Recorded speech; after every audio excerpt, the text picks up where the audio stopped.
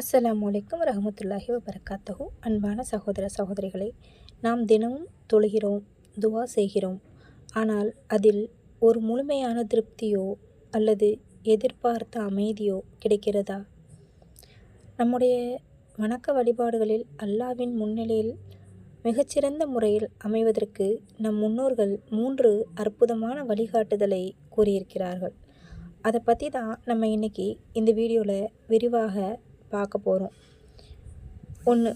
ஒழு செய்யும் போது ஒரு இளைஞனின் சுறுசுறுப்பு. தொழுகைக்கு அடித்தளமே ஒழுதான். உடல் தூய்மையாக இருந்தால் தான் பல நேரங்களில் நாம் ஏனோதானோ அப்படின்னு கடமைக்கு ஒழு செய்கிறோம். ஆனால் இங்கே வழிகாட்டுதல் என்னென்னா, ஒரு வாலிபனை போல சுறுசுறுப்பாகவும் உற்சாகமாகவும் ஒழு செய்ய வேண்டும். ஏன் இளைஞனை போல ஒழு செய்யணும் அப்படின்னா, இளைஞர்களிடம் ஒரு தனி ஆற்றலும் வேகமும் இருக்கும்.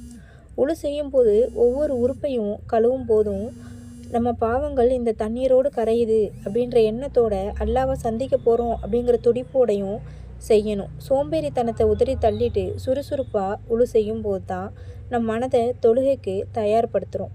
2. தொழுகையில் ஒரு முதியவரை போல அமைதியும் பணிவோடையும் நம்ம தொழுவணும். ஒழு செய்யும் போது இருந்த வேகம் தொழுகையில் இருக்கக்கூடாது. தொழுகைன்னு வந்துட்டால் நம்ம ஒரு முதியவரை போல மாறிடணும். ஒரு முதியவர் ஒரு நிதானம், உலக ஆசையில் குறைஞ்ச பக்குவம், அமைதியும் இருக்கும். அவங்க என்ன செய்ய மாட்டாங்க, அவசரப்பட மாட்டாங்க.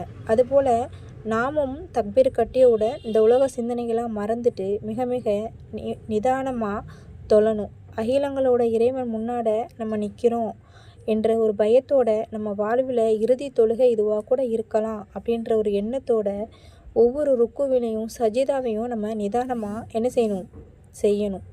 3. துவா செய்யும்போது ஒரு குழந்தையை போல அழுது பிடிவாதம் பிடிச்சு நம்ம என்ன செய்யணும், துவா செய்யணும். தொழுகை முடிஞ்சவுடனே கையேந்தும் போது நம்ம ஒரு குழந்தையை போல மாறிடணும்.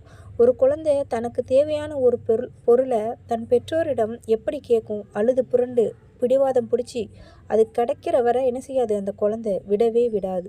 குழந்தைக்கு தெரியும் நமக்கு அழுதாதான் பெற்றோர் நிச்சயம் வாங்கி தருவாங்கன்னு. அதே போல் நாமும் நம் ரஹ்மான் முன்னாடி அல்லாவிடம் கையேந்தும் போது நம்ம பாவங்கள் நினச்சி அழுது, யா அல்லாஹ், நீயே, உன்னை தவிர எனக்கு வேறு புகலிடம் இல்லை, நீ தான் இதை தரணும் அப்படின்னு நம்ம பிடிவாதமாக கெஞ்சி பிரார்த்திக்கணும். அல்லாஹ்வோட கருணையினால் இதன் மீது முழுசாக நம்பிக்கை வச்சு அழுதி கேட்கும்போது இந்த துவாக்கள் ஒருபோதும் என்ன செய்ய போகிறதில்ல, நிராகரிக்கப்பட போகிறதில்ல. சிந்திச்சு பாருங்கள். ஒழு இளைஞனோட சுறுசுறுப்பும், தொழுகையில் முதியவரோட அமைதியையும், துவாவில் குழந்தையோட பிடிவாதத்தையும் 3ஐயும் நம்ம வாழ்க்கையில் கொண்டு வந்தாலே நம்முடைய ஆன்மீக வாழ்க்கை அடுத்த நிலைக்கு செல்லும். துவாங்கிறது வல்ல அல்லாஹ்வுடைய நம்முடைய இபாதத்தையும் துவாவையும் ஏற்றுக்கொண்டு நம்ம அனைவருக்கும் நற்கூலியை வழங்குவானாக, இன்ஷா அல்லாஹ். இந்த கருத்து உங்களை தொற்றிருந்தா உங்கள் நண்பர்களுக்கும் பகிருங்க. இது போன்ற ஆன்மீக தகவலுக்கு நம்ம சேனலை சப்ஸ்கிரைப் செய்ய மறக்காதீங்க. ஜஸாக்கல்லா ஹயர்.